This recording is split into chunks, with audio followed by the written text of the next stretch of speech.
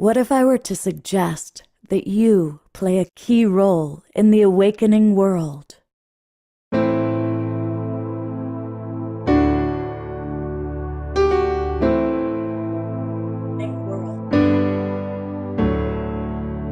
that you are watching this because you have heard the call.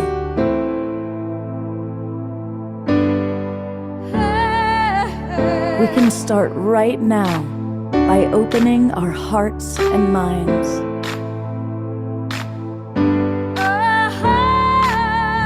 Welcome to the awakening world.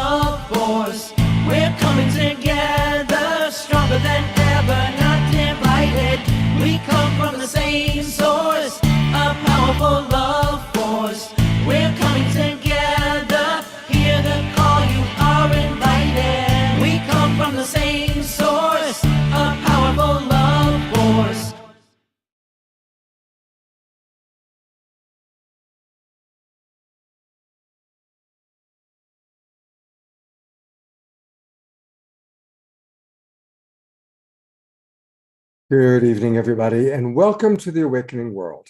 I'm Love Coach Scott Katamas, and I am honored to be your host for all of these shows that we've been doing for 3.5 years now.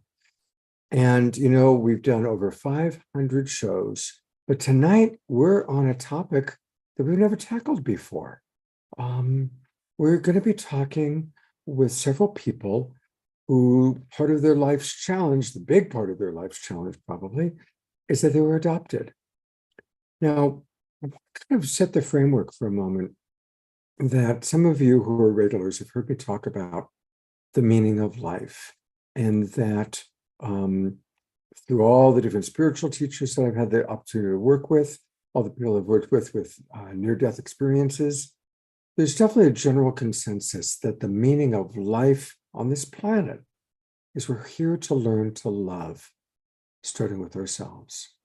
And that everybody has their unique wounding, disillusionments, challenges, and learning to still love themselves and ultimately then love others is, I believe, our journey in life. And I'm really grateful for these 5 brave souls who have agreed to come here and share about something that very few of us can really ever imagine, what it's like to be adopted. And each person's story is a little bit different. So we're going to hear their stories.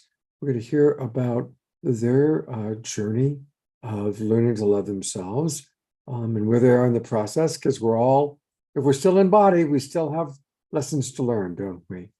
Now, you may notice that Trish is not here, although she's supposed to be. So hopefully she's going to pop in soon. And Omashar is in England. He made it safely to be visiting his mom. But God bless Omashar. He created several pre-recorded songs specifically for the shows that we're going to do while he's gone. And we're going to start off with this pre-recorded song from Omashar, specifically for tonight's show on adoption. And this is a song that's called Another Dawn. Another Dawn. So let me go to that.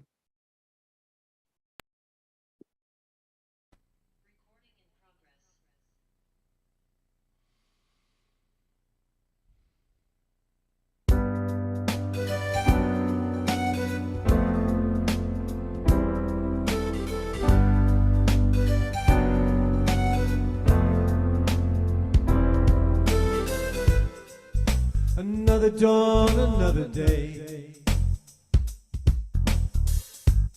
Innocent child coming your way. I've been wondering about my life. Oh yeah. Wondering about my state of mind. But then I heard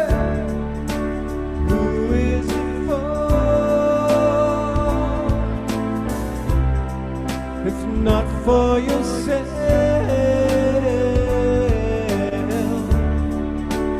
How do you feel? And why do you cry, cry, cry, cry, cry?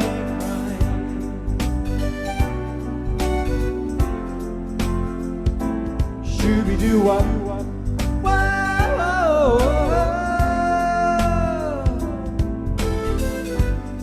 The sun is warming up my mind.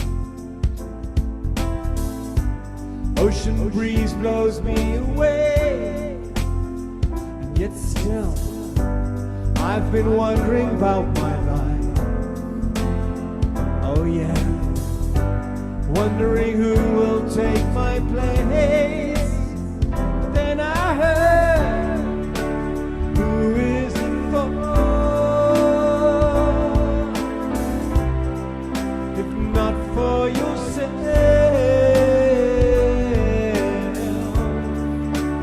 how do you feel? And why do you cry, cry, cry, cry, cry? Who is it for? If not for yourself, how do you feel? And why do you cry, cry, cry, cry,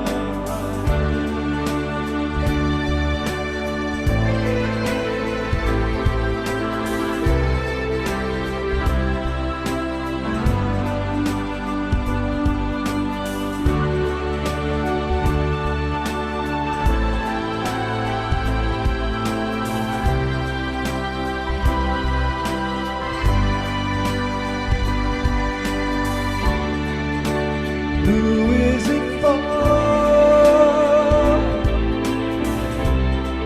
If not for yourself,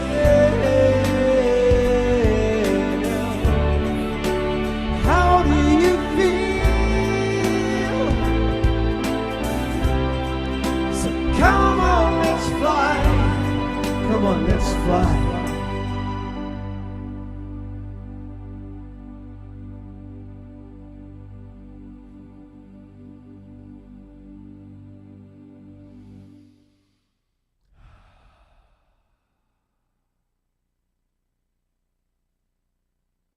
Thank you, Omashar, who's in England, for making that pre-record. And what a beautiful set of lyrics. I'm curious, as we talk to our presenters, our adoptees, how those lyrics touched your heart. You know, one challenge, by the way, of playing pre-recorded videos is I can't spotlight Eleanor Joy and those of you who are dancing and moving, because I would lose what we're watching with Omashar. So, but I appreciated that Eleanor Joy, you were still dancing. So I put you in the corner. People could see little Eleanor Joy dancing away there. So thank you for that. I'm going to go to Roger first. It was actually our dear friend Roger Tellefson, who's been to both Global Peace Tribe retreats, and his wife Bonnie, of course. And Roger's adopted, and he's who first suggested doing a show on this topic. And so I'm going to bring you on, Roger. First of all, thank you so much for being with us, for putting this show together, inviting some of your friends. And I'm going to ask everybody the same opening question. If you could just maybe start by giving us, we'll get later to how you've managed things, but maybe just tell us your story. If you could just give like the 2 to 4 minute, your story of your challenges, and then we'll come back after we hear everybody's story of their basic challenges of their adoption. And then we will, of course, come back and ask about some of the tools that you've developed to manage. But go ahead and start by telling us your story, Roger. Wow. My story is not, well, each one of us is unique, but similar. Not identifying or relating or to my adopted parents at all. not receiving the love and nurturing that I needed growing up. I, went through school. I got married directly from home to marriage, and I recently found out that was not a good thing to do. I've got two kids, 43, 46, son 43, daughter 46, and I'm not going to go there right now, but it's okay. The biggest challenge was, the issues were, being separated at birth. That's a trauma, first trauma, if you will. Another trauma was in the home, having issues with my, I'll just, for simplification right now, bullying dad, adopted dad. And he didn't treat like a neighbor lady across the street would not come over when he was there and talk with my adopted mom. So that'll give you an idea. But yeah, going through school and not being able to put down medical records or medical background because you didn't know. So it's been interesting to the journey has been, okay, but to have my adopted dad, I liked to draw growing up, and having him tell me I'd be nothing more than a pencil pusher was like, really? But I think the biggest loss or trauma was losing my wife in our third heart attack in end of September 2011. Mm-hmm. It took me some therapy, being prescribed for PTSD, and then really waking up from that in fall of 2015, and it's been a journey. What I found interesting enough, when I was on dating sites, each lady I met taught me a lesson. So, but yeah, it's still there, and the vacancy, or the not vacancy, that's not the right word, but the emptiness of not having that connection with a biological. I mentioned my birth mother. Okay, I did meet my biological father, but he lived up in, if you know where it is, North Susanville, which is Northeast California. And because I was, I had a family and working, it was not easy to get a connection with any of them. My birth mother moved from just south of Stockton, California to Las Vegas several months after I met her. And it just became challenging to really establish a relationship. So, it's, I'm kind of like, I'm going to stop right there and just open it up to anybody else that have any, just Thank somebody you. else. Yeah, thank you, Roger. And I'm good with that right now. we're getting a chance to get to know you a little bit. And so thank you for sharing a little bit about some of the challenges of your life. And I think we'll go to Nicole next. Hi, Nicole. Hi, Scott. Thanks for being with us. Coming to us from Ohio.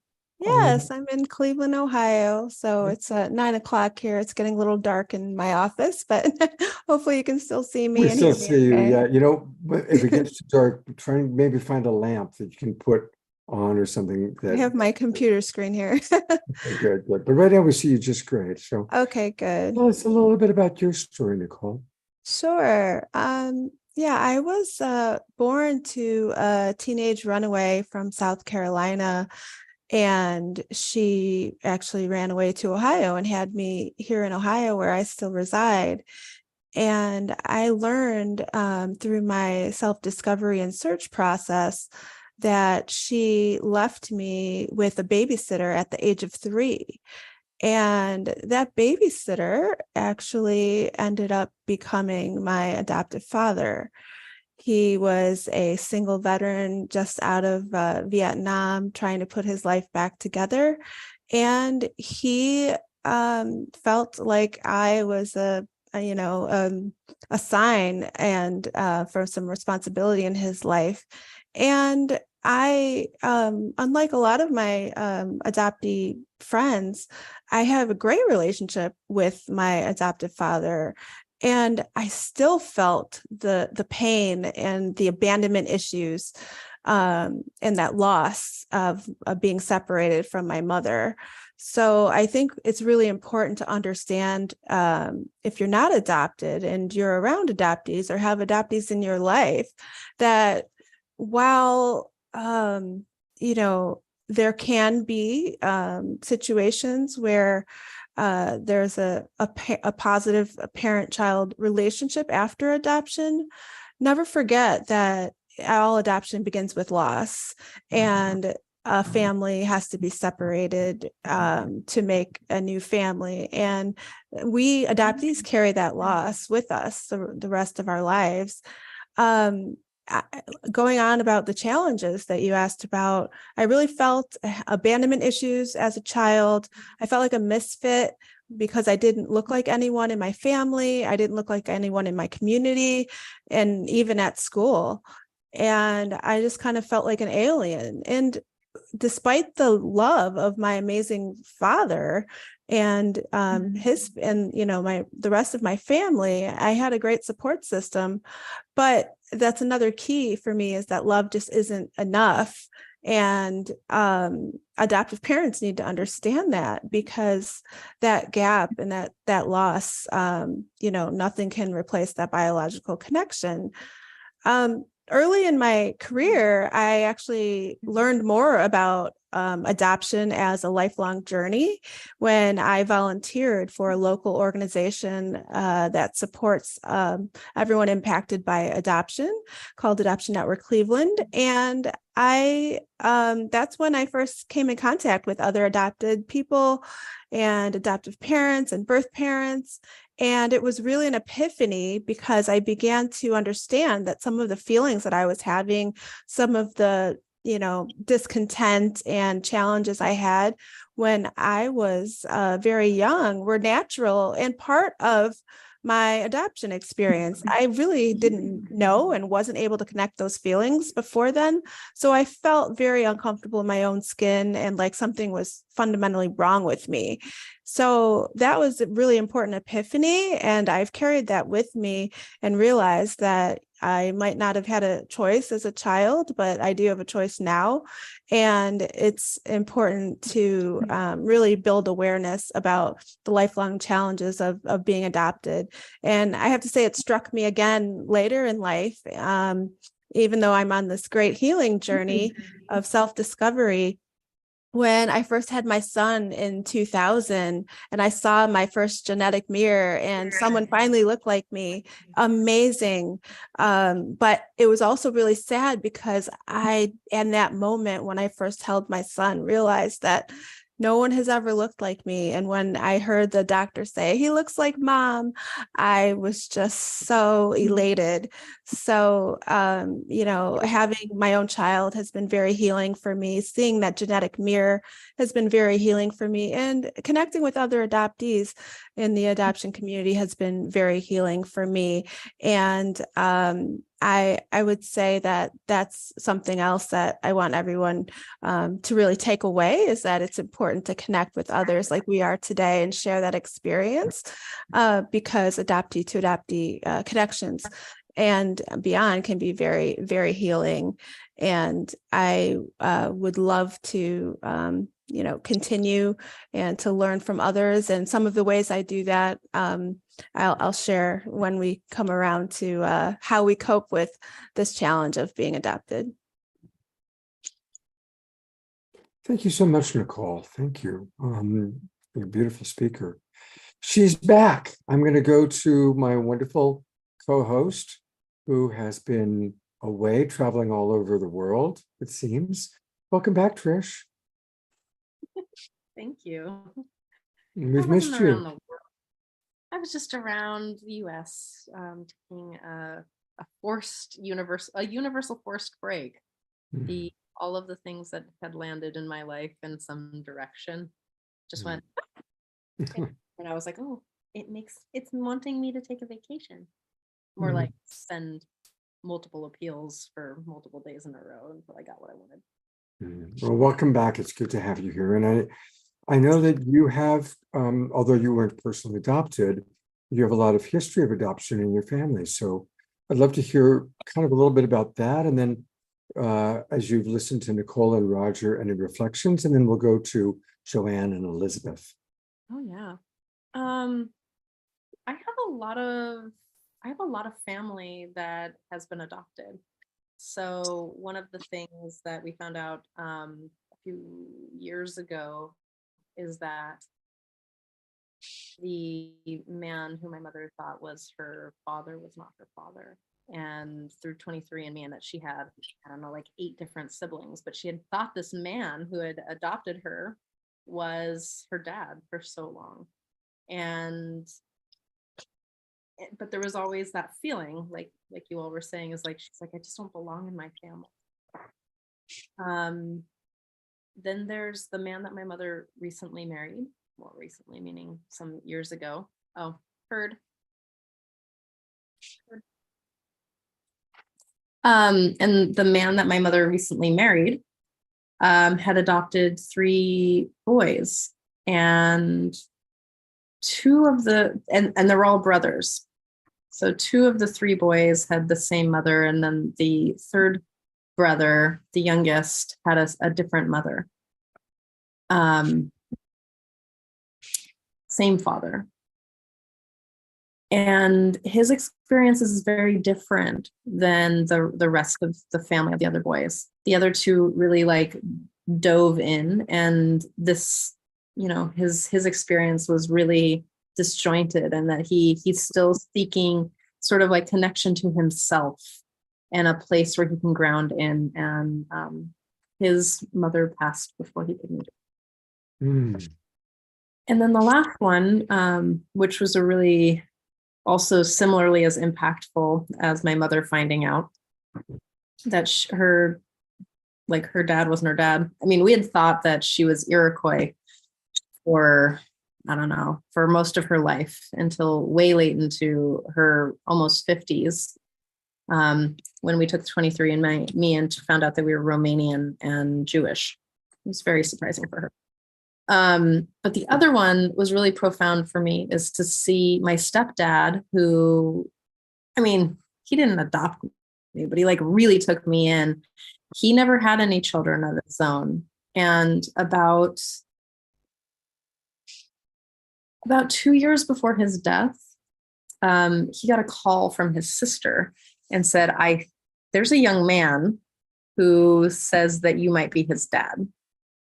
And he's like the most loving man I've ever met. Like, my stepdad was a really loving man. And this other man was just like 40 years old at this time. He was just like him. Like, the biology of who he was, like his mannerisms, the language that he speaks, how he looks, the things he was interested in, like motorcycle riding and like guitar playing, like the similarities between the 2 of them. And they had never met, like my stepdad Miles never even knew, because the woman that he had a child with never told him, and like left his life completely. Wow. And he has recently found a sister in his. So my stepsister, who we thought that she was also step, like a kind of taken in on the family. Miles was just a really loving person. So he was always like, oh, the kids, come on, and we didn't know that she was his daughter as well. We found out after he had passed. So now we're this just cute little Mod Podge family of just silly. So my family has a lot, like my interactions, like have a lot of adoption ties, and I'm so grateful to have these people in my life. Beautiful. Thank you for sharing. Thank you for sharing that. Well, we're certainly going to hear more from Trish, but we've got two other adoptees with us. So I'm going to go to Elizabeth next. Hi, Elizabeth. Hi, Scott. Hi, everyone. It's so good to be here.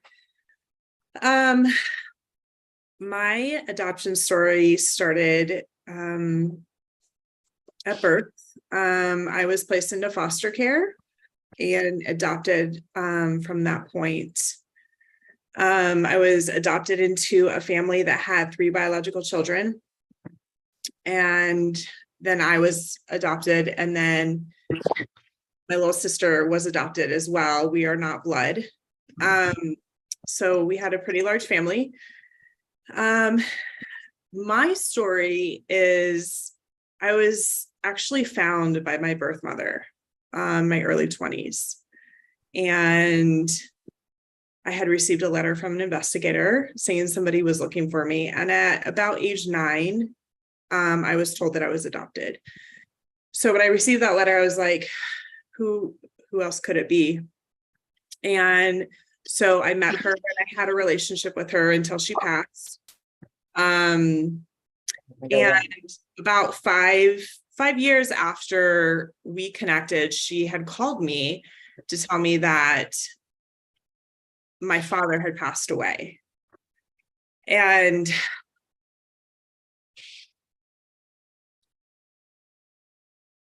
I have to say, like, I guess, like, from that point on, like, for the last 15 years, I was like, wow, like, there wasn't a day that went by that I didn't think about, like, kind of missing that boat.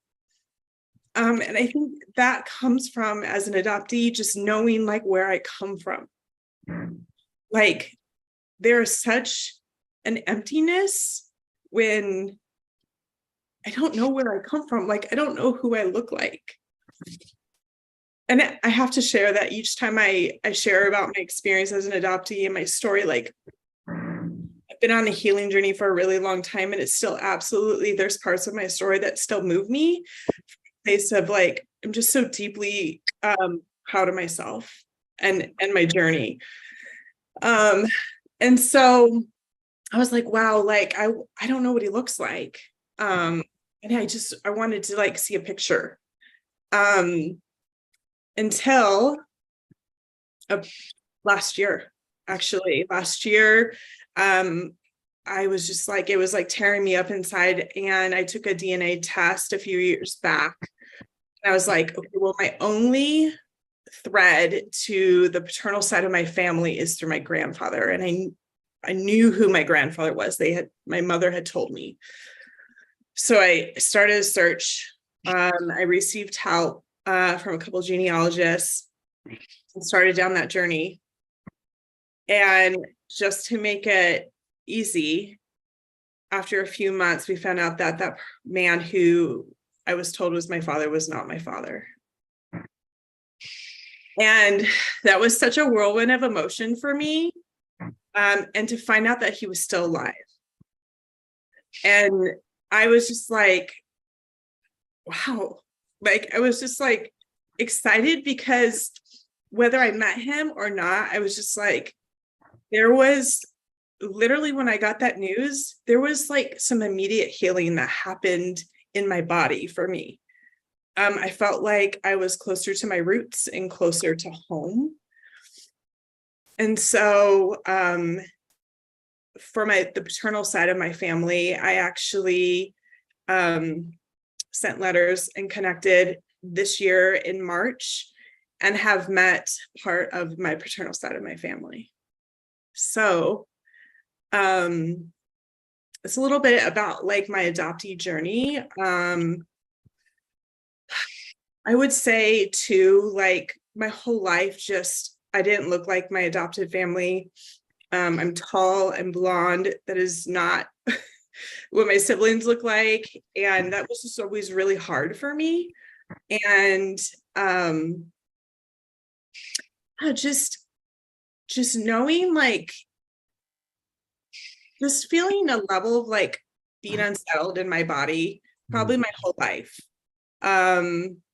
Not feeling like I belong, not feeling like I really could participate in a lot of conversations about like families and like our parents. And I was like, it just didn't add up for me. And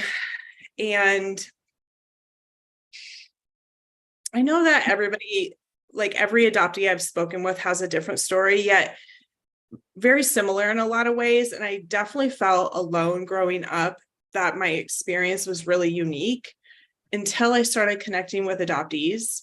And I truly wish that when I was younger, I would have met other adoptees. I feel like that would have been really supportive for me.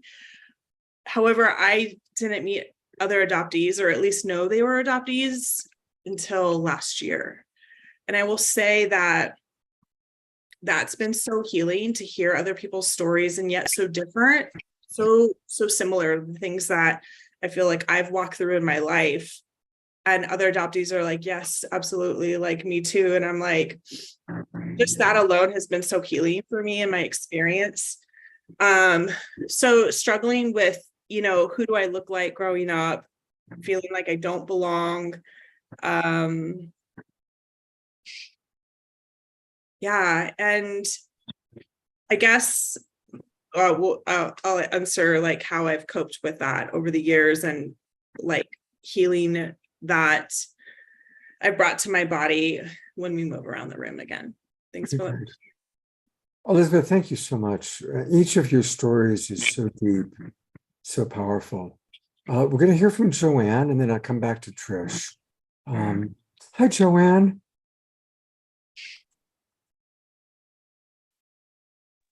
Hi, Hey, how are you? I'm fine, thank you. Well, thank you for being with us. And by now, you know what we're going to do. We're going to ask you to kind of share just your essential story. Yes, I was placed for adoption at birth. My birth mother was cheating on her husband. She was told not to have any more children because it was doing more damage to her heart. She placed me up for adoption. She doesn't appear to be any part of any of this deception. And she had kids that were in high school. At the time, my siblings were in high school, 2 of them, and one was 6 years old, and from a small mining town in Nevada. And I can't imagine what it was like for the kids, because everyone in the town knew that my mother was sleeping around. I went searching for her only because my adoptive mother and stepfather wouldn't tell me the truth, to so much deception. My stepfather was a medical doctor, and he said that he thought his inheritance would be more important than the truth. And I said, well, you don't know me very well, I guess. And we parted ways and never spoke again. I went and found that it was just such a convoluted story where there's so many players, so much garbage. Like I said, the doctor walked out of the hospital with me, handed me to some people that I was not supposed to go to. They had already adopted another child 2 months prior. The state of Nevada says there's so much deception. The judge is even involved in it. And he signed a waiver not to check the home that I was being placed in, because it said I was related to someone. But my brother, who's not even related to me, who's 2 months younger than I am, that was also placed in the same home, has the same waiver in his file. They said the adoption was never sealed, or not sealed. It was incomplete. everywhere I would turn, everyone I spoke to in the state agencies and everything were trying to help me, but they would never say, they'd help me as much as they could, but they'd never say, hey, we'll try to help you figure out what to do with no birth certificate, you know. Vital Statistics finally found a birth certificate for me. I was still listed as my birth mother's child, and they said it wasn't a mistake. It was just that the adoption was never completed. And my parents divorced. My adoptive parents divorced when I was 6. It's the last time I ever saw my adoptive father. They were taking him away in a police car late at night for a drunken brawl with my mother, my adoptive mother. It's a long story, and it's never ending. It's still not ended. But I've learned a lot about myself, how strong of a person I really am. People are really surprised that I could walk away from my parents, my adoptive mother and stepfather, because my adoptive mother was extremely abusive and extremely narcissistic. And that I had courage because I didn't act like I did. I didn't act like that type of person who would just walk away and say, hey, I'm better than this. But I've come a long way, and I've done it alone for a long while. And then of course, I found my my maternal side, and it's been very difficult for my siblings to accept me because I was born, from an affair that was everybody in the whole town knew about. But I had the wrong father for over 20 years. The miners told me the miners that worked in the mine with my mother's husband said that it was one man, and it turns out it was a different man. And 23andMe, a brother showed up on there, and I said, who are you? I know who my birth family is. And he said, I don't know, but let's work through this. And we are only 6 months apart in age. And it turns out that it's actually his father was my father.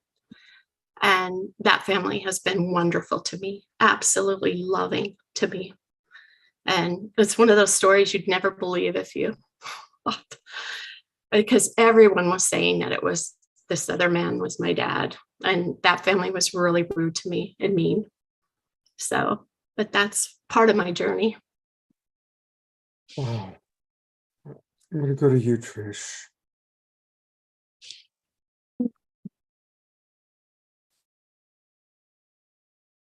Joanne, that's a lot. All of your experiences are a lot. To be separated from your biological heartbeat of your life, and then to be treated poorly again and again. Joanne, I'm sorry.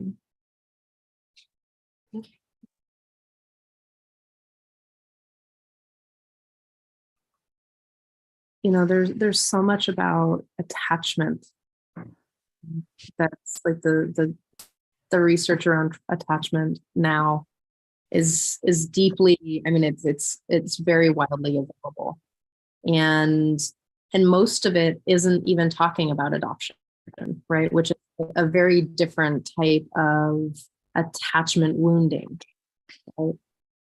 So you're not with your biological family, you're not with the like that. There's like a thing, like a language that happens between people you share DNA with. Does this make sense? Right. This is why like studies with twins are so fascinating, right? Because they speak in a language, but like how your parents, you can hear something. They can, like my mom used to hear me crying when I was at my dad's house 300 miles away, and she would call me. But I know that you never got that.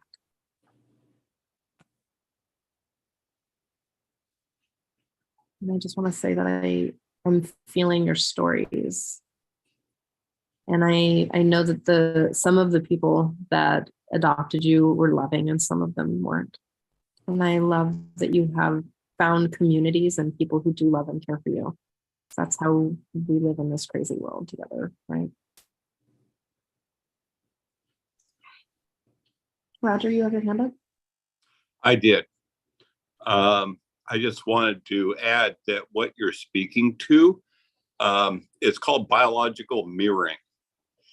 And that connection that you don't have growing up, like, oh, you don't look like, who do I look like? I didn't look like any of my family, really.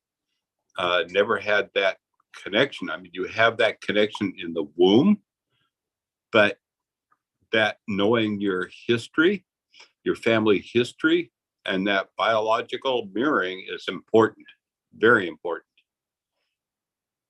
I found, yeah.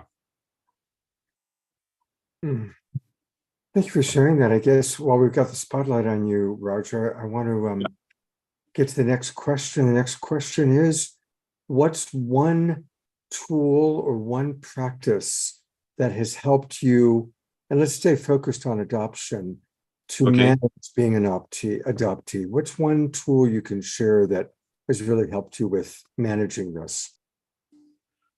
I would say, really, a spiritual practice.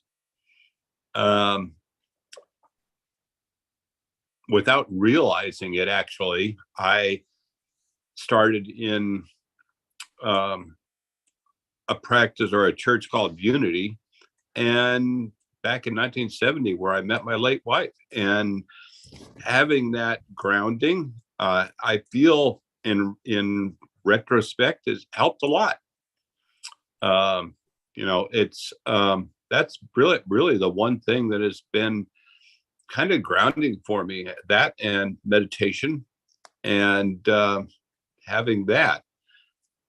But also did exercise. I did a lot of bike riding. My biological mother was born and raised around horses.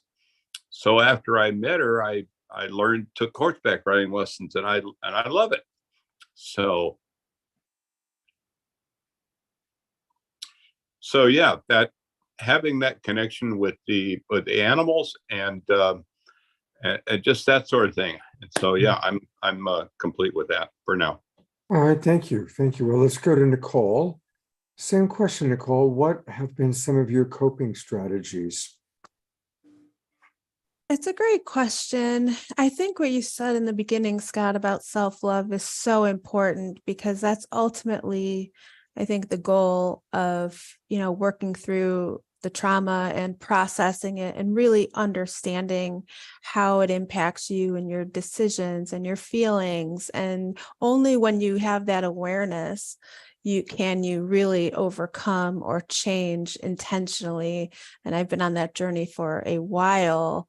Another passion of mine that I love, that I know is part of who I am naturally, because I've been in love with the written word since about fourth grade, when I had a poetry project, and I was just so excited about the opportunity to write something original and illustrate it. And now I'm in marketing and communications, and that was kind of a gift that I celebrate, because I know it's natural to me, because I've been doing it since I was a child. But that writing has been essential in my healing journey, from the darkest moments when I was really sad about my mother, and, just thinking about, where is she? Why did she leave me? And I didn't have an adoptive mother. I only had a father. I never had anyone to call mom. So Mother's Day has always been extremely difficult, and it always triggered me. And I would find myself just processing all these feelings, and it really helped me to write them down. My husband likes to say it's my dark poetry, but writing my feelings to process them has been instrumental to my self-awareness, as well as my ability to kind of cope. And in 2019, I actually started writing publicly on my blog and Instagram and Facebook. I started a platform called The Adoptee in Me, and I use that to share my feelings and my insights, and really ultimately to create an opportunity for adoptees to come together and share that journey of self-discovery. And those adoptee to adoptee connections are so healing and so valuable. And, sharing in writing with each other is really powerful and one of my favorite ways to cope. And I continue to do that. I volunteer for an adoptee support group called Fireside Adoptees. I've been on the leadership team for 2 years now. And since 21, and hosting chat meetings and talking to other adoptees in a forum like this, and sharing those experiences and supporting one another has been really instrumental as well. Beautiful. Thank you for sharing that. All right, well, let's go to Elizabeth. Elizabeth, what have been some of your coping strategies? I would say they've grown and evolved over the years. I know when I was younger, writing for me as well, like Nicole, was so powerful for me, because I didn't know a lot of like my feelings and emotions and what truly was what I was experiencing. So being able to put that on paper, I remember I actually still have them. I used to write to my birth mother, like, who are you? What do you look like? Where are you?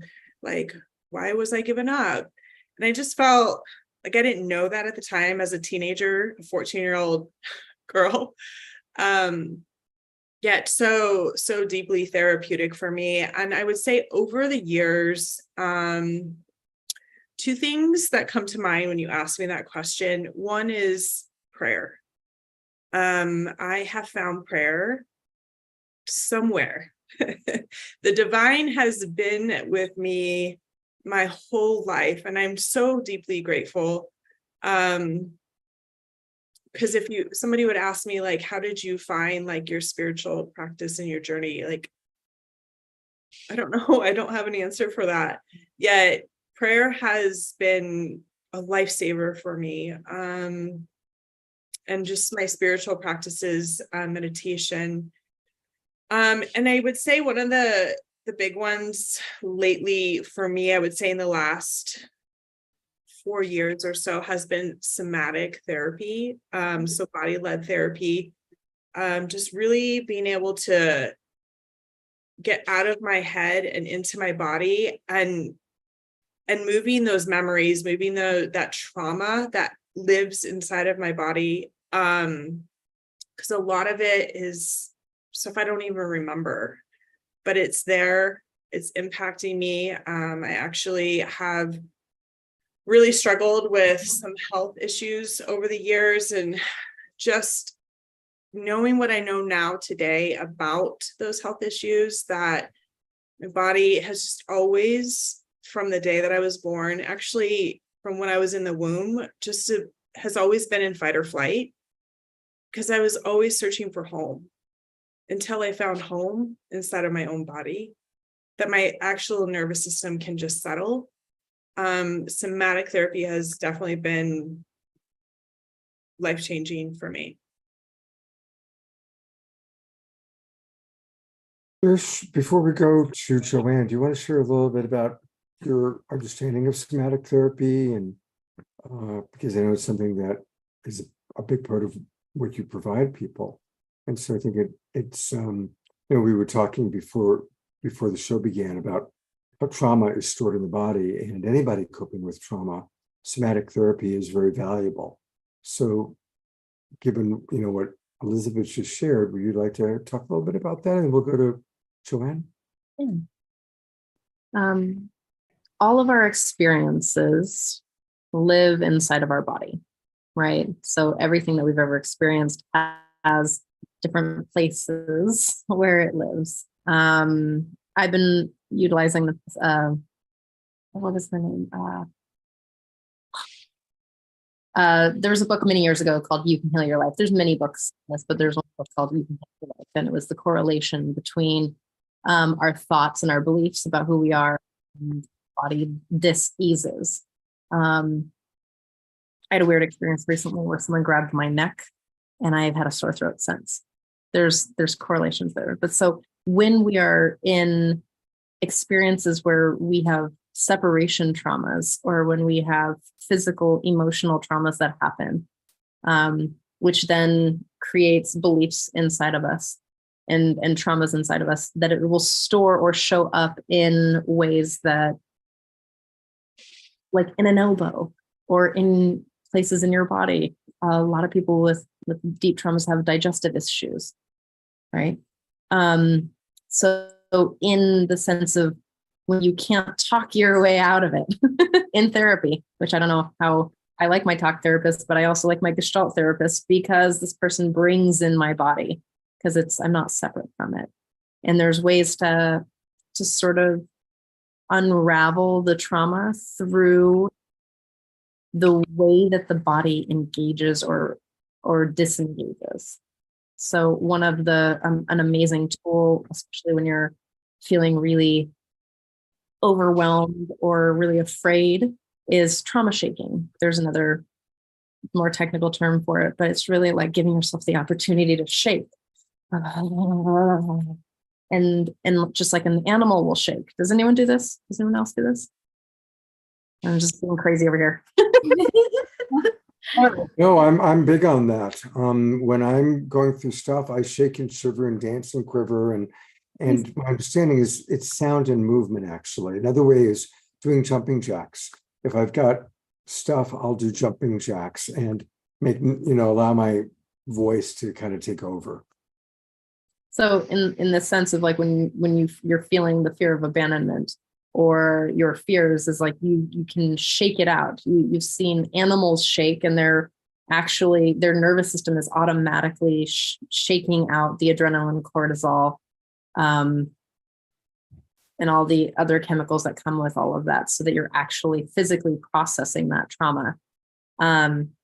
Because sometimes we can get it caught in our heads. Like I've experienced a lot of trauma, and somatic experiencing or somatic body work or somatic therapy or even embodied Gestalt work, dance. But nonverbal work is incredibly important in moving through a lot of these traumas, and especially attachment issues. That's one of the things that's helped me with being a disorganized attacher. Very like kind of an abusive childhood with lots of abandonment stuff. So that's what I'll say there. Okay, thank you. All right, well, let's go to Joanne. And Joanne, what have been some of your coping strategies? I love to write. I am a much better writer than I am a speaker. For many years, I was silenced. I was told not to tell anyone I was adopted. I was to tell everybody that my brother, who's only 2 months older than I am, that we're twins. Writing has really helped me tremendously, and I've done very well with it. I've had many stories published. I just recently had a story published in the newspaper, which was a big shock to me. But a pastor asked me recently, he said, what made you start writing? I said, well, I wouldn't be alive if I wasn't writing, because it's the only way that I've been able to put the convoluted parts into writing and tell how I feel. I've learned a lot about myself by writing. I'm not as hard on myself as I used to be when I put it into words. So, and also I work with children, and I try to tell children what I spent 30 years as a longtime child care provider. I'm still friends with many of them. I got invited to 5 of their graduation parties this last year that I had as newborns. I like to tell children that they're important. I like to tell them what I didn't hear as a child. Mm-hmm. So that's my coping. That's beautiful, giving to others that which we didn't get in our own life. Yeah, I would have to say that the most important thing I've written is it's in a book called Dear Wonderful You. And I send it to children all over the United States that are in foster care. And then I hear that they're not being adopted, when they're teenagers. And I'm sorry, what? But I want them to know, what I never heard. Mhm. Yeah, thank you. So the next kind of question for everybody, and then we'll have an Omushar song. What's your spiritual journey being? How's this shaped? Because often when you have an unnatural childhood, some of you had, like Roger had a father that instead of creating safety was a source of fear. And that can impact how we view our relationship to God or to life. So I'm just curious about each person's spiritual journey. And again, we recognize and honor all spiritual traditions here. So again, we'll go in the same order. I'll go with you first, Roger.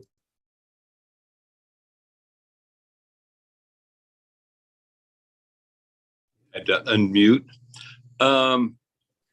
As I mentioned, I first started going to Unity back in 1970, and that spiritual journey has been with me for over 50 years. And I feel it's helped me a lot, although I have had a challenge meditating. And, recently, I say recently, but after being diagnosed with PTSD and taking L-tyrosine for 3.5 years, and then in fall of 2015, something woke up in my brain, and I've been able to process that much better. I've had that grounding. I've been around quantum physics because one of the ministers there was talked about the relationship between spirituality and quantum physics every other week. And so I have that, but, I also speak to, I didn't find the a adoption community until I stumbled on it literally on Instagram. I got on Instagram and I saw something about Adoptee, and I go, oh, let me investigate that. But anyway, that's a whole nother story. You asked me about the spiritual connection, but yeah, that community has been very almost a spiritual connection as well. It's been very cathartic. And I want to thank Chris for Trish for your shake it up. I want to thank you. I know that I've seen my dog do it all the time. Shake it. But I never related it to like shaking the somatic end of it, shaking the abandonment issues out. That's a good point. Thank you. Yeah. Roger, I noticed that Mary, our other guest, did just arrive. So while we kind of hear from the others, maybe you could call her and just update her on where we are, and then we'll go to her after we do this next round. I don't have her phone number, but I've been texting. Okay, well, maybe she can't. Okay, usually, yeah. I gave her your phone number, and I gave her my phone number. So, okay. Well, she's in the room now, so maybe you guys can just catch I know that. Okay.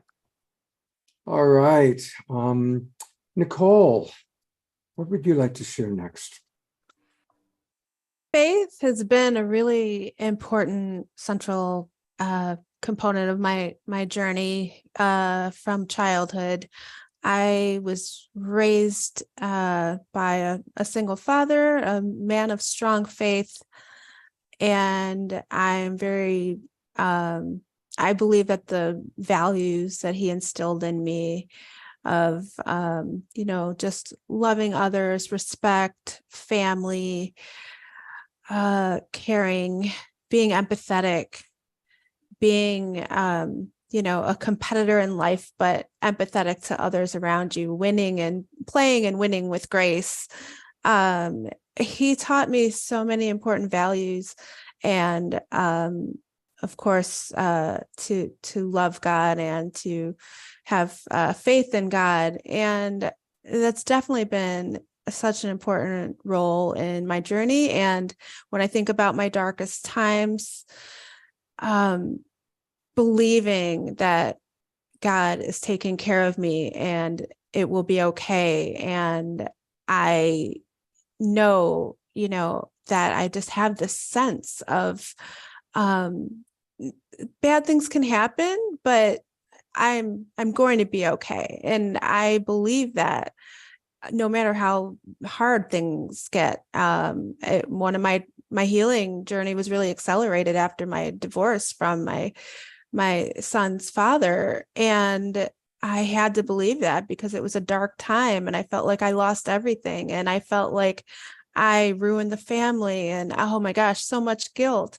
So I just had to believe, and I got through it. And when my son went to the military right after high school, I had separation anxiety and I never thought I'd be myself again, but I had to believe and I got through it. So faith has gotten me through everything.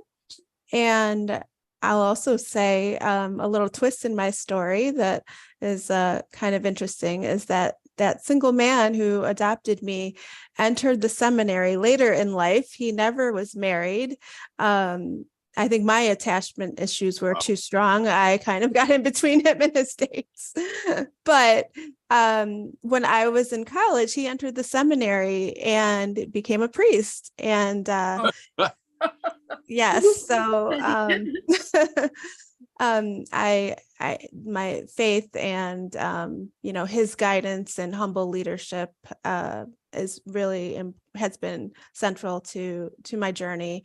And I also think about the identity issues that we have as adoptees, and I've done all these tests and the Strength Finders tests. One of my top strengths is connectedness, and I think that a lot of connectedness is so important, and it's like what this show is about, right? It's about our connection to each other and the earth. And I believe we are all connected. And I believe that the power of connectedness has also been very important in my healing journey, and finally feeling like I belong in spaces where there's other adoptees and people who, I know I'm not alone. And that's an important message for other adoptees, that you're not alone and that you do belong, even though you might not have felt like you belonged, in the beginning. Nicole, thank you so much for sharing that. And I've said this on the show before. It is really, really important to have a spiritual practice. And most of the clients I work with are going through crises, getting divorced, or considering divorce, dealing with death, cancer. Many people are losing their parents now. And people that have a practice, and it can be of a religious nature, or it can be a martial art form, it can be yoga, it can be meditation, it can be playing a musical instrument. I mean, those are all practices. Mm-hmm. But the people I know that have a practice and they can go play the guitar, they can go do yoga, they can do martial arts, cope so much more easily. And the ones who don't have a practice, then just the mind spins and then they get sick and all that sort of thing. So I really appreciate what you're saying. And I was just wanting to emphasize how important it is to have a practice. I And agree I don't know, 100%. Trish, if there's anything you want to add to that. No. All right, well, we'll go to our next person. And that's, of course, Elizabeth. Elizabeth, what would you like to share? Gosh, I feel your share so deeply, Nicole. And Scott, what a great question, especially coming from an adoptee who trust is a big thing. So how you pose the question of being an adoptee and struggling with what I heard is trust and being able to maybe even depend or rely on the divine, like how has that showed up in my life? I didn't grow up in a home that had any sort of spiritual practices at all. And I just was led, I just thought I would go to church one day when I was in my early 20s. And I just went to a couple different churches. And what I knew is that every time I sat in church, and I always went by myself, I was just finding my way, and I just cried every single time I walked into a church. And I was like, this was when I was still pretty armored up and guarded as a person. Now I'm very much a crier all the time, no matter what. So I was like, it really was like intriguing to me of like, why am I like crying? And so I found a spiritual center that I really connected with, and I still would always cry in conversation with other people. I really realized that I was crying because Spirit was speaking to me, and I was so connected, and it just moves me to tears. And so over the last, I would say 20 years, have I really found, what speaks to me. My spiritual home here in Phoenix is Unity. And it's been a home of mine for 15 years. And I did, in the beginning of like my spiritual journey, I did question, like, how does this all work? Like, I really was finding my way on my own. And I guess when I say on my own, I don't have like a reference of like my childhood or a previous like spiritual journey or practice. And I think it took me a little bit, considering like my background, being an adoptee, being relinquished.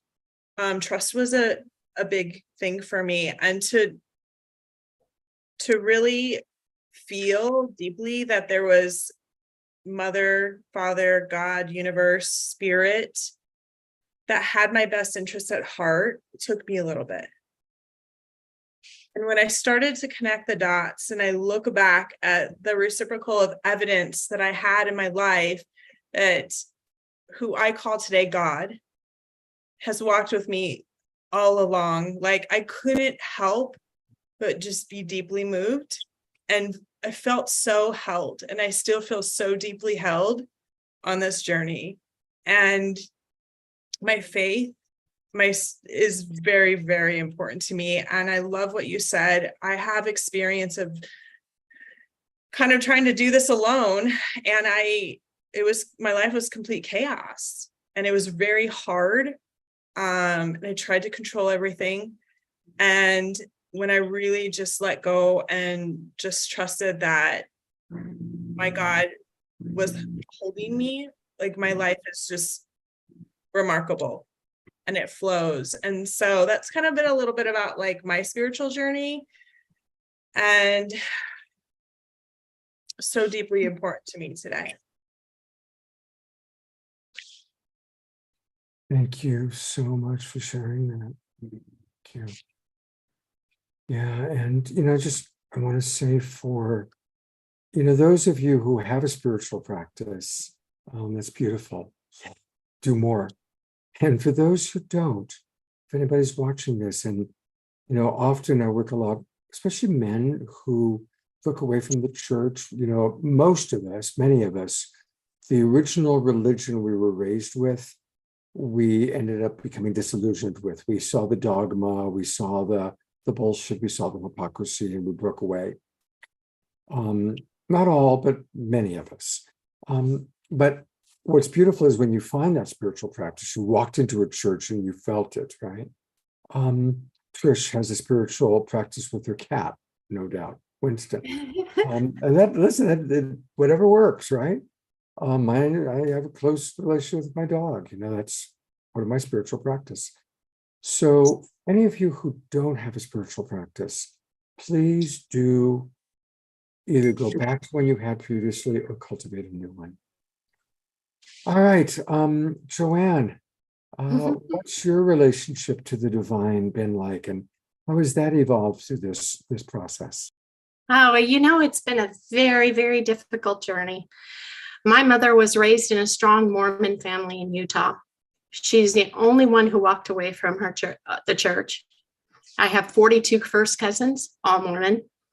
I'm the only non-Mormon of all of them. My grandmother by adoption was a Smart, Elizabeth Smart's close relative.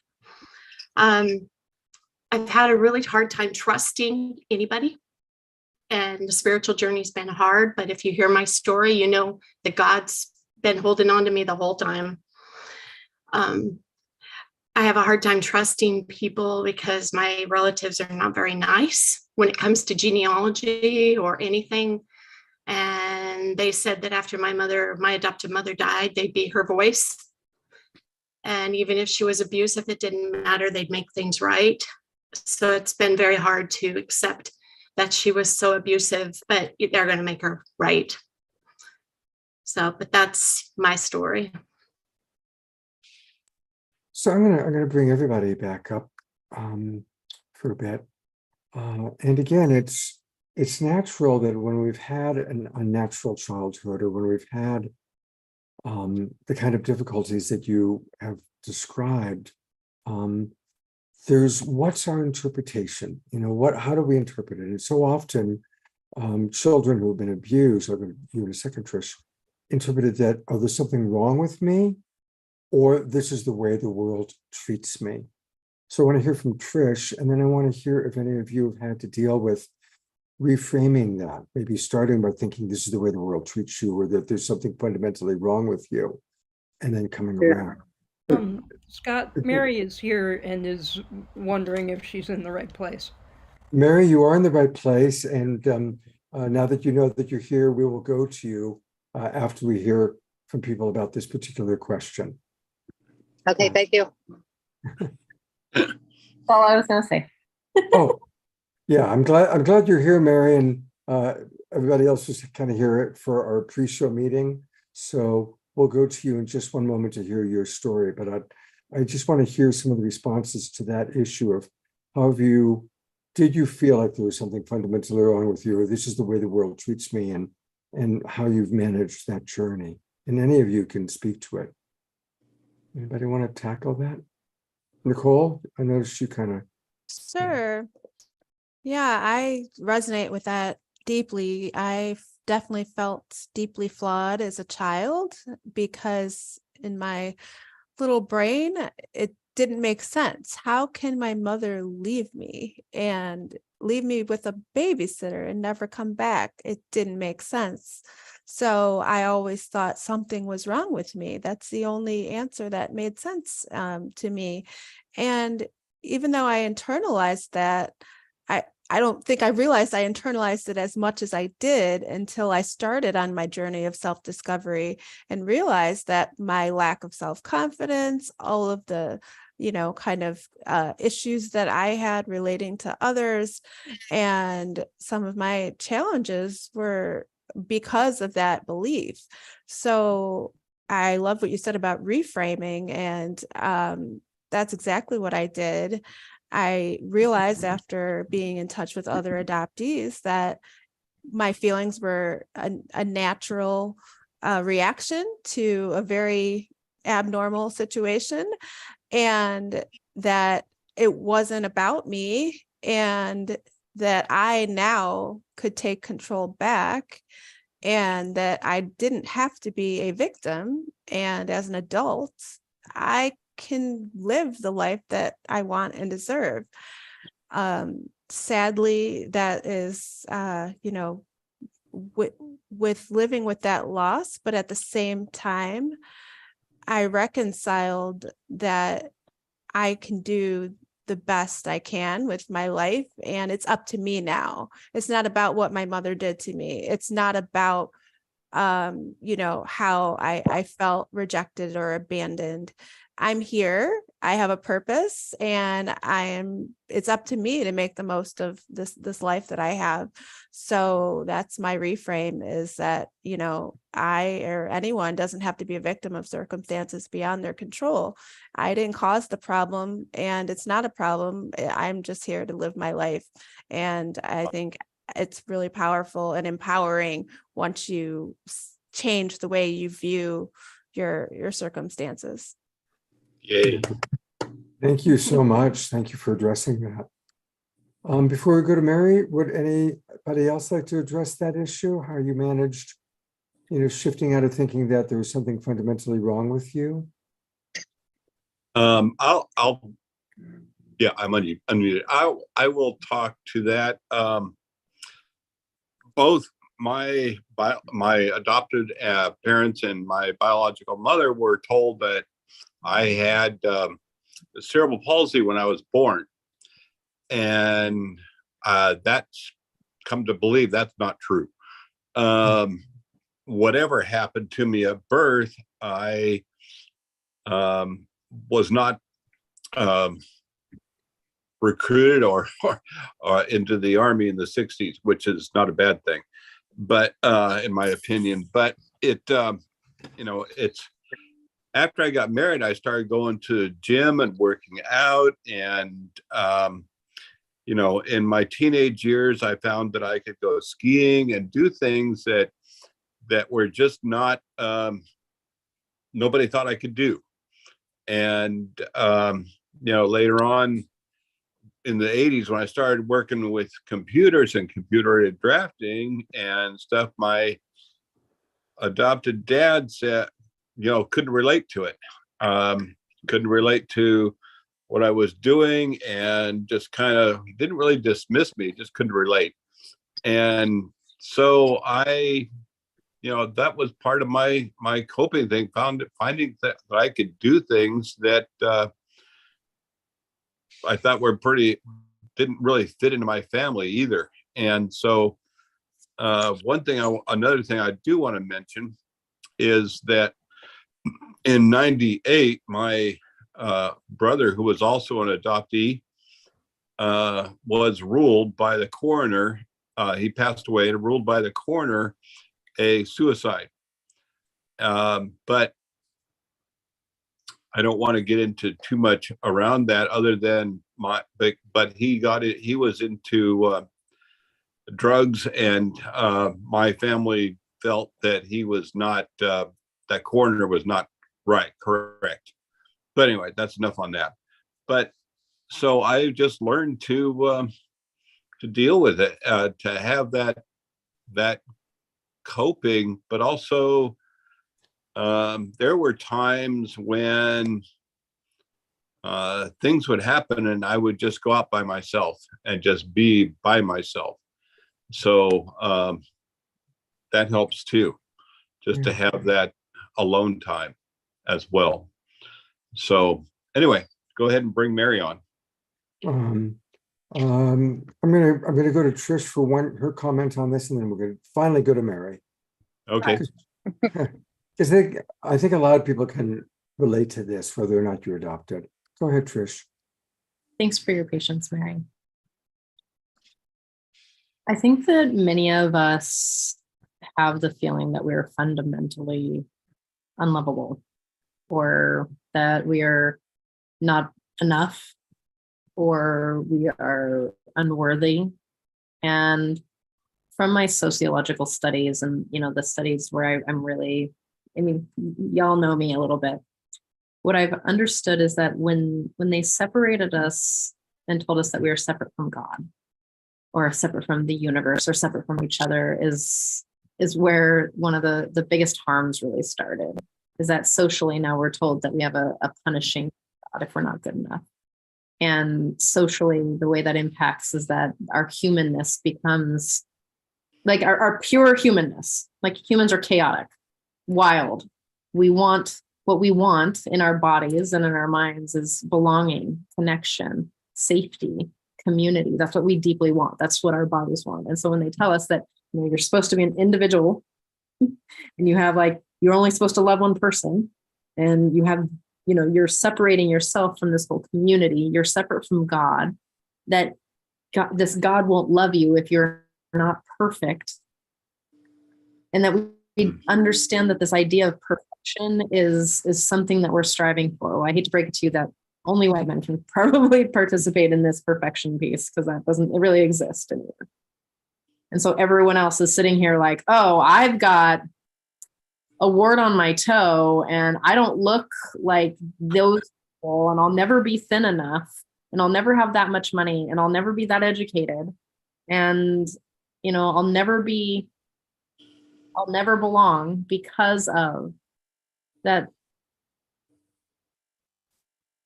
That one of the ways to really start to dissolve that patterning is to recognize that it's sort of a conditioned program, and that you find the people in your life that treat you the way that better than you treat yourself, and you hold on to them. Because many of us, regardless of whether we were adopted, or maybe we're trans, or maybe we're gay, or maybe we had really crazy, manipulative, abusive parents, or maybe you're just a little too weird for your family and you have to tort to be that is not me. I'm the weird one here. If you wanted to know, you got it. Well, I know that. Elizabeth, I see your hand up, and then I promise we really will go to Mary. Truly, we will. But I want to hear what you have to say, Elizabeth. Yeah, I would love to share on that question. I would say that until I knew different, I definitely felt like there was something inherently wrong with me. Because why would my mother give me up? Like, there had to be something wrong with me for my mother to give me up, because nothing could be wrong with her, right? And knowing that, like, the way that I view myself and how I feel about myself starts from a very young age. I had no other choice until I could start to think for myself and realize that I actually had a choice of, like, how did I want to view myself? Like, here is my situation and what do I want to do with it? I wanted to share because I had a very interesting experience. When my birth mother passed away, I received some medical records of hers and some of her journaling. And there's a few things that I discovered. One was that I read actually from her hospital stay when I was born. I actually dove into this probably, I want to say in 2020. I just was like, I'm kind of curious. And I had the capacity at the time. And I read that my mother held on to me for 7 hours in the hospital. Wow. And I was so, like, deeply moved because the stories that I heard about my birth mother growing up were very far from the truth. And I was like, wow, like, what if I would have known that when I was a 14-year-old little girl trying to make it in this world, feeling so alone? Like, that would have it was so touching for me. And then I connected with my biological mother's side of the family, and I was actually having dinner with my aunt just a few weeks ago. And she goes, I just don't know if I should tell you this. She goes, but when I had my cousin, my first daughter, she goes, your birth mother came over and she was holding her.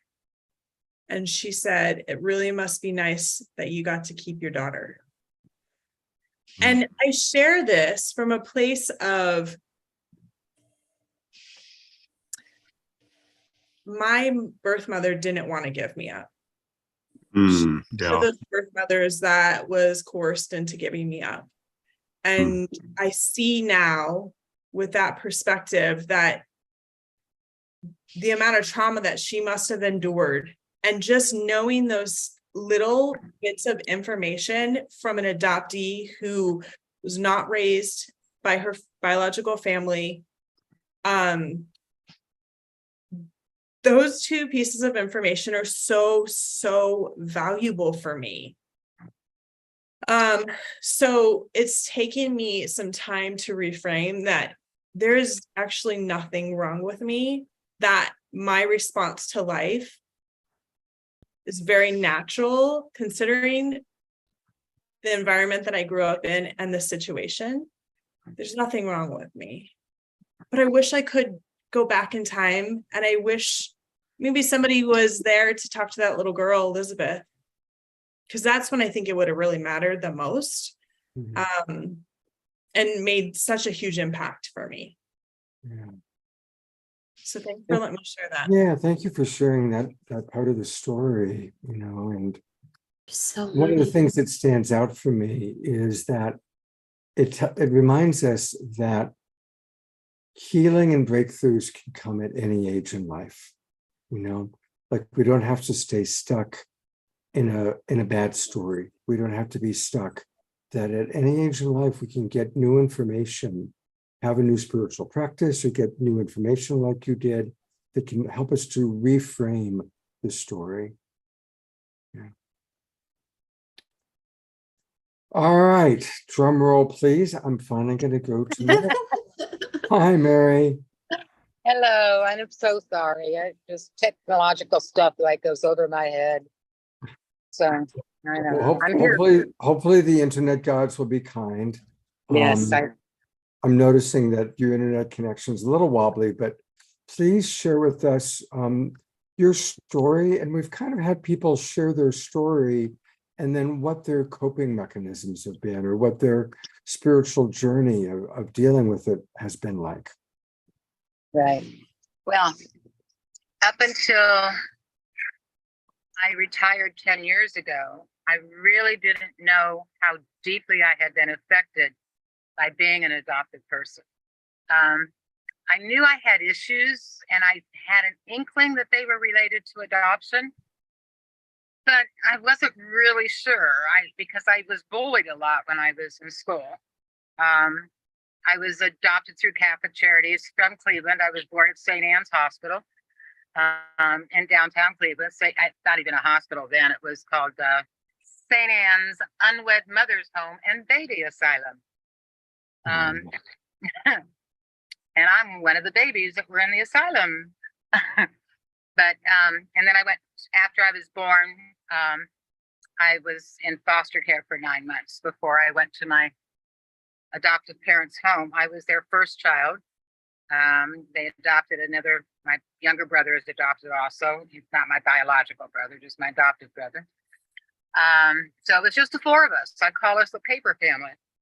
It hit me one day when we were driving down the road, and we were actually going on vacation. My brother and I were in the back, my mom and dad were in the front. And I kind of looked around as we were stopped at this light, and I realized that nobody in this car was actually related to each other.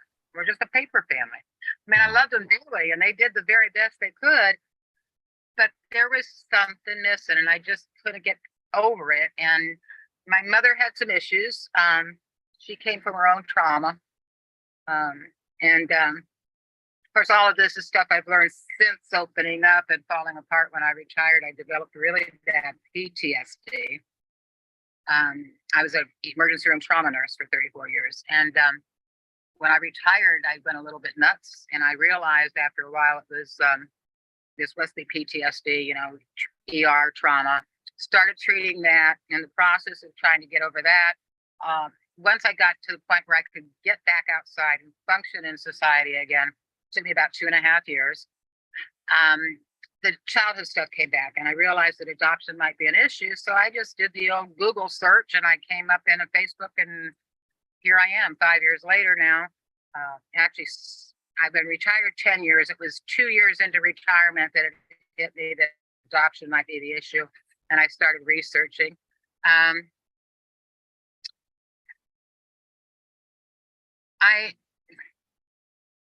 My spiritual life and how it affects everything with me is that I was raised Catholic. Imagine that, Catholic Charities.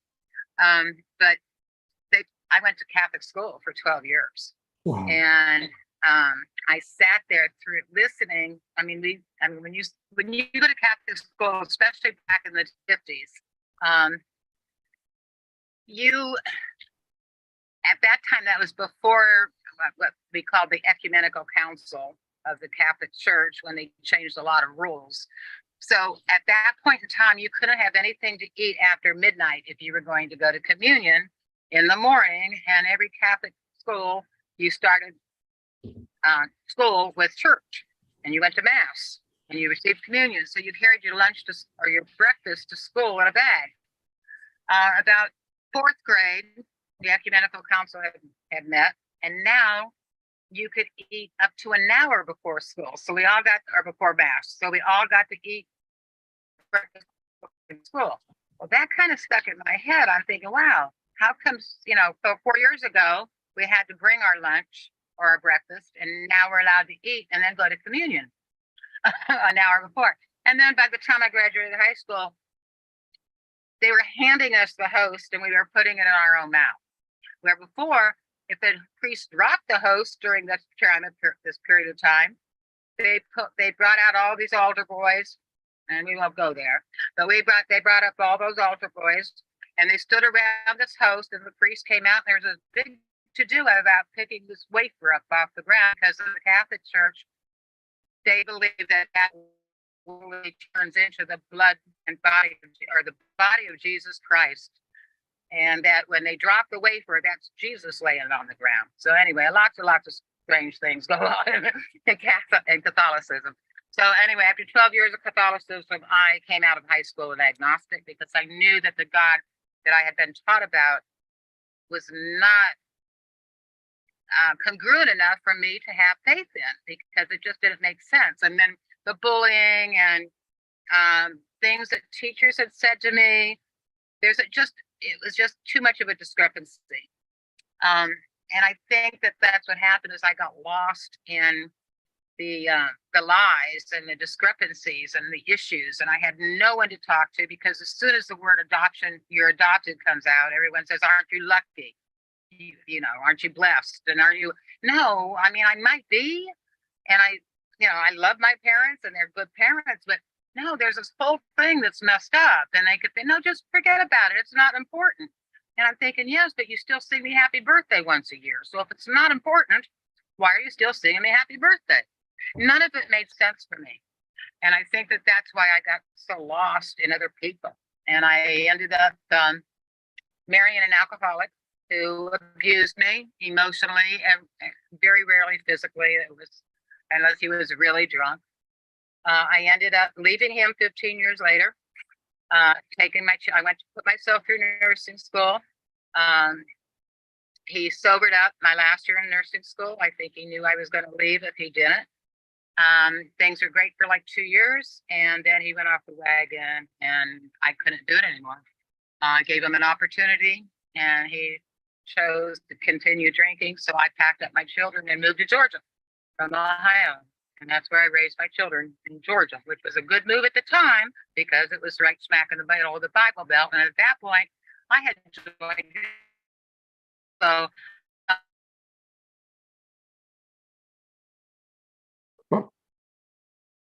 then what the whole God was. After all of that, at this point in time, I'm completely alienated from my adult children. They cannot understand why my brain doesn't work right, and it hasn't worked right for a long time. But I function, and they can't see. They can't comprehend. They think I should be over it. It's in the past. You had wonderful parents, and my son and I cut ties this morning. I have some long story, but there's going to be no more contact because he just can't be nice. He doesn't like. I'm an embarrassment to him. He's right smack in the middle of the Bible Belt, and with the everything that's going on in the world right now, I am the enemy, and he thinks I'm going to hell. So there we are. It's just not been a really good day, which is probably why I had such a hard time getting on, because I don't do well when I'm stressed. Mhm. Something that was said earlier about, making the best and being grateful and moving forward and everything, which I find difficult given the scenario that we are still doing this to children. And I know as a nurse and soon to be a nurse practitioner specializing in holistic and mental health, holistic medicine and mental health, I know that early intervention is the key to making our brains function in the manner they were meant to function. And truth is the number one thing we need. I mean, I knew my mother didn't give me up because she loved me. It just didn't make any sense. What woman gives a kid up because they love them? So there were all of those issues. And I found out when I searched 5 years ago, I didn't meet my parents because they were both dead. But I do have 11 brothers and sisters. I have one that just showed up recently. She is 20 years younger than the rest of us.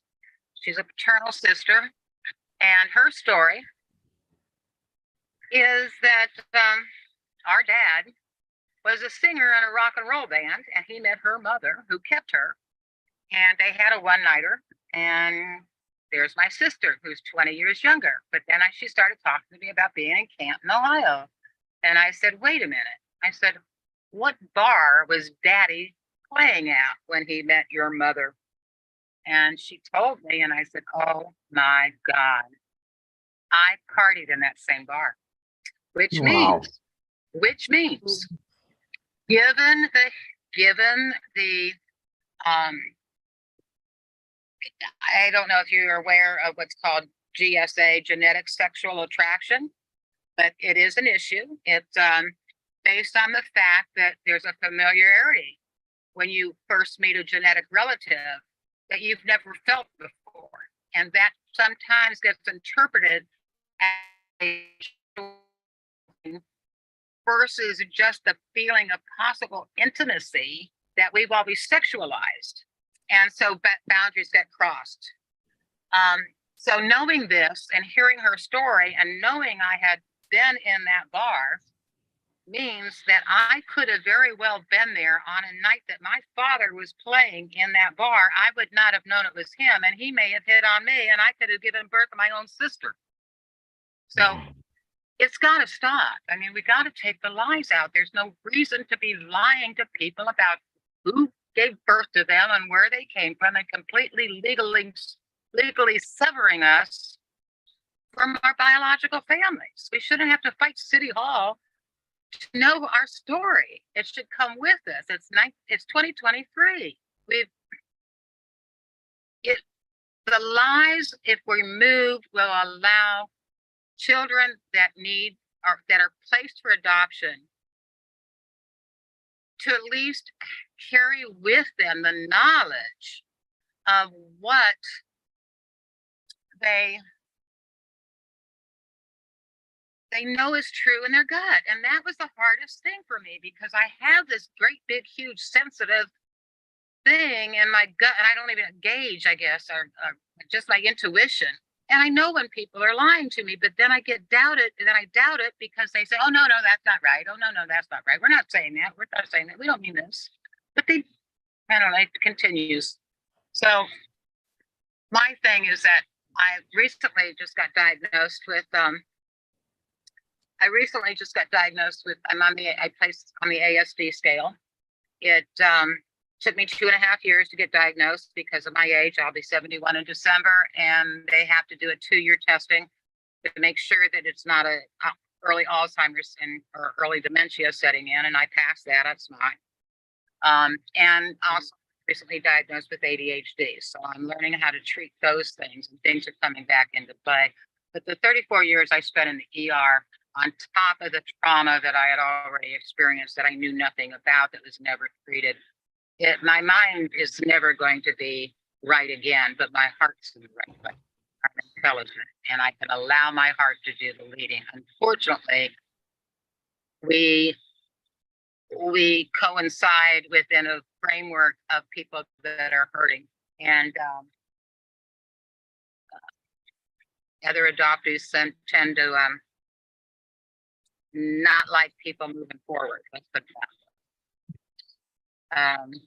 And it's sad because there's a whole existence for us that we can move on into the universe and be part of the whole collective and who we're supposed to be and have a sense of authenticity and congruency and transparency, that we can stand proud and be the person we were created to be. And that's all. I have 3 families. I have a family that gave birth to me. I have a family that a foster family that kept me for 9 months. I learned to walk and talk there. I had 5-year-old foster brothers. And then at 9 months of age, a social worker came and got me and took me to my parents' home and dropped me off, and that was it. Bye. So, and I'm not supposed to be traumatized by any of that. But I was 9 months old. I waved, the lady Of left me at the course. house. And like you said, the brain development, and there's so many elements of the trauma that you and the others that we've heard have gone through.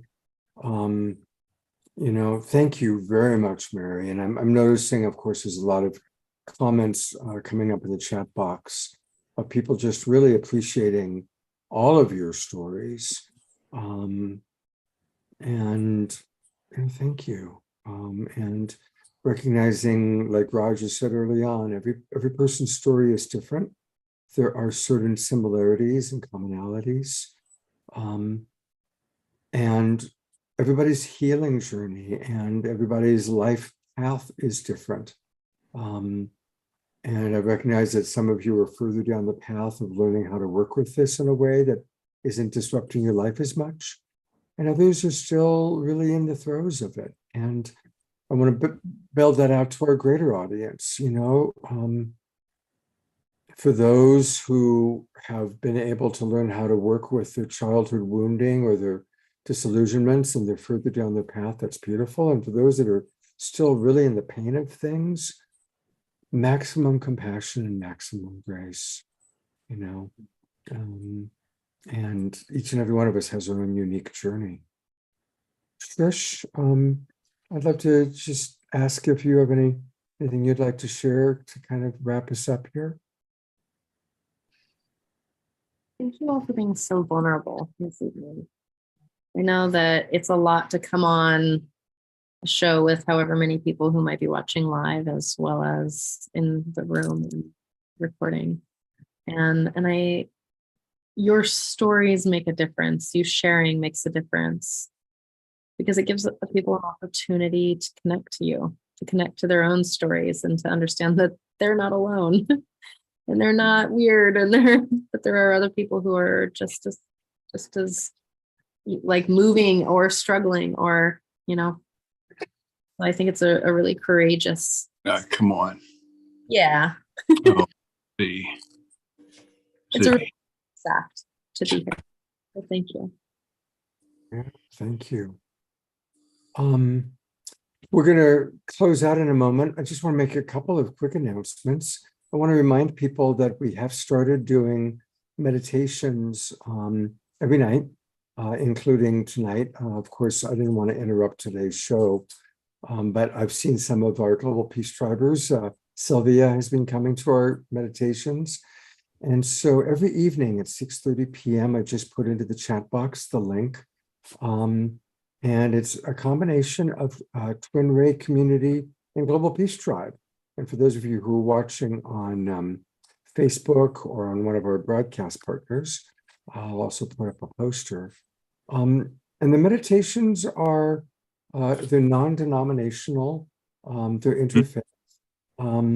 And every night, 6:30 p.m., it's free, there's no charge. Would love to have you join us. We have different members of the Twin Ray community. We do these meditations live here in Ashland, Oregon at the Haven, which is this beautiful new spiritual center that I'm helping to manage. But then we also broadcast it online. So want to just definitely invite people to join us any night that you want to join us. And the meditations last anywhere from 15 to 25 minutes. And if any of you are coming through Ashland, let me know. We're doing amazing events. We've got Jaya Lakshmi is going to play here next week. Gary Malkin, many of you have seen Gary on our shows. He's going to be playing here soon. Jamishka is going to be playing. So we're doing some really fun live events. And again, I just want to thank all of our presenters, like Trish said, for just sharing so vulnerably. And we always like to close with an Om Shar song, and God bless him. He wrote this song specifically for tonight, and it's called The Way Things Are. I'm guessing it's going to be about learning to accept. Here we go.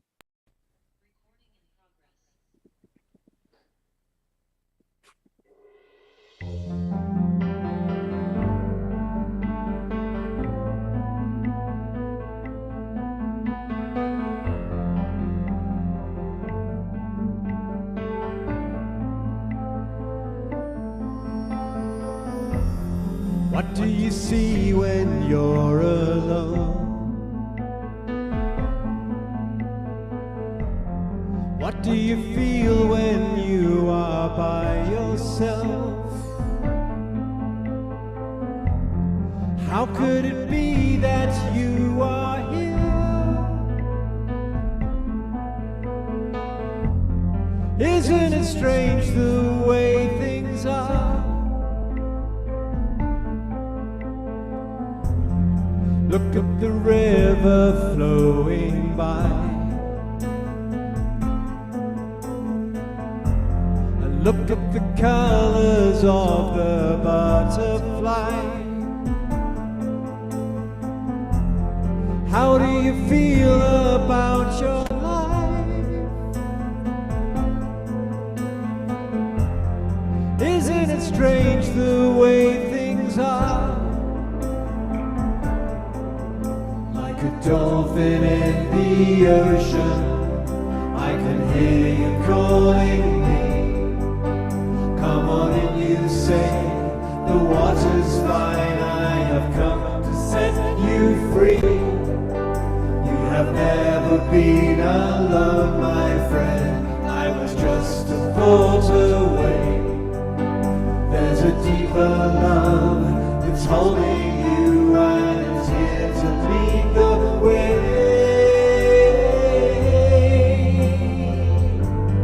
La la la la.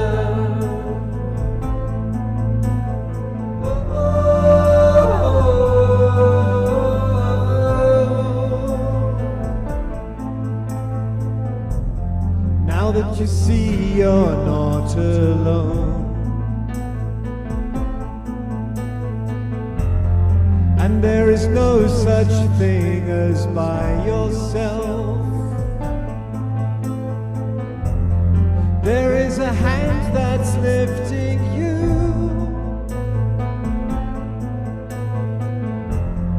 into the presence of yourself. Life is a tale that never ends. There is a purpose to each heart that beats, and you are the river flowing by.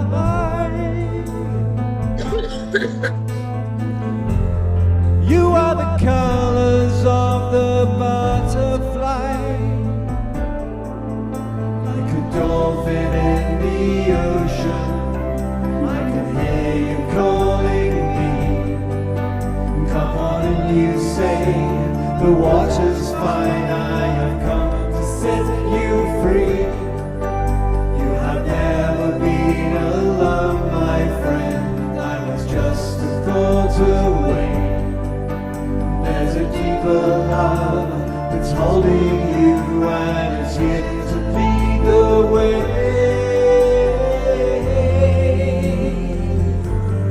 La la la la.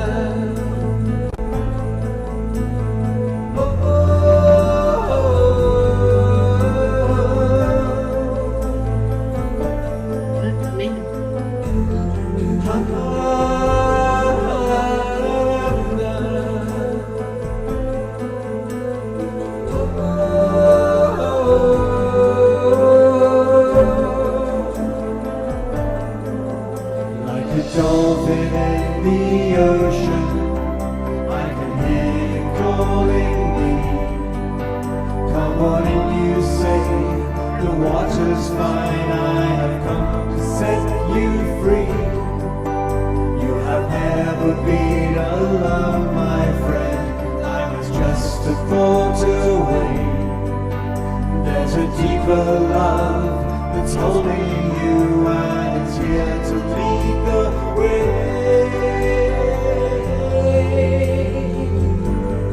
La, la, la.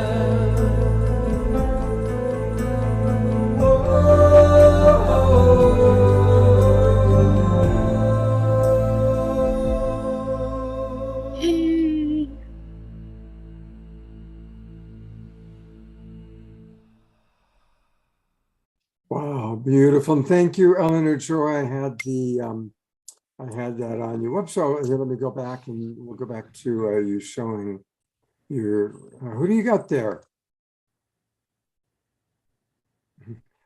I got one too, only mine's Okay, mine. this is Bobby Bear. Bobby Bear. This Okay, is well, Bobby Bear. we love- Not quite as alive as Jasmine Bear. I'm going to add Sylvia. And who do you got there, Sylvia? This is little sis. And she was with me the last 3.5 months. Aw, Beautiful. Well, sweet. and Jasmine Bear just got her summer. I don't know. Hi, If you can Jack. Oh, Jasmine's been to the groomers. She's been to the groomer. She got her summer cut today. So, Very good. all right. Marvelous show, Scott. Marvelous show. Well, thank you, Eleanor. Maximum grace to everyone who presented. Thank you, everyone. Absolutely. I'm going to bring up everybody one more time. Let's bring up all of our guests. And thank you so much for sharing.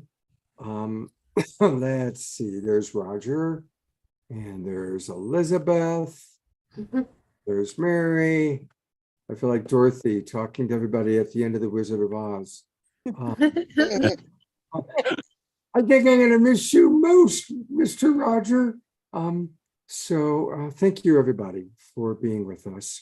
One last announcement. I just want to remind people that every Thursday morning, there's something very wonderful that I always try and join, and that's the Self-Love Show.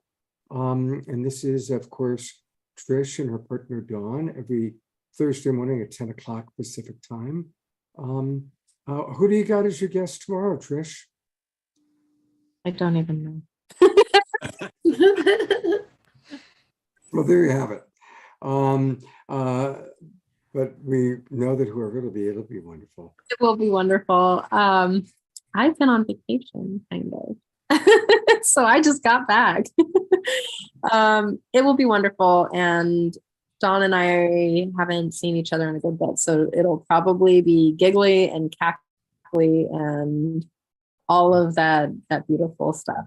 So Okay. I'm really looking. Mark points out that you are, Dawn, are always a handful, and I agree, a handful of love. A handful You are. of self-love. There's Mark. Thanks. All right. Well, good to have you back, Trish. Welcome back. Thank you again, everybody, for being with us on Saturday night's show. We've got, it's going to be Soul Search again. And Tangela is launching Soul Search TV. And we're going to have all the different hosts of her upcoming TV shows joining us. And then we also have Sheila Seppi. She runs the Conscious Awakening Network joining us. And I actually just added a friend of yours, Trish, Dr. Marty Casey, is going to join us on Saturday night. So that's our next show. All right, everybody. I'm going to go to gallery view. Oh, yes, Sylvia? Oh, just blessings. Oh, okay. Blessings, everybody. We'll see you either for one of our meditations or we'll see you on Saturday night. And thank you again to all of our presenters. Thank you. Thank you. Thank you, Scott. Thank you, everybody, for participating. Thank you. Bye. Good night, everybody.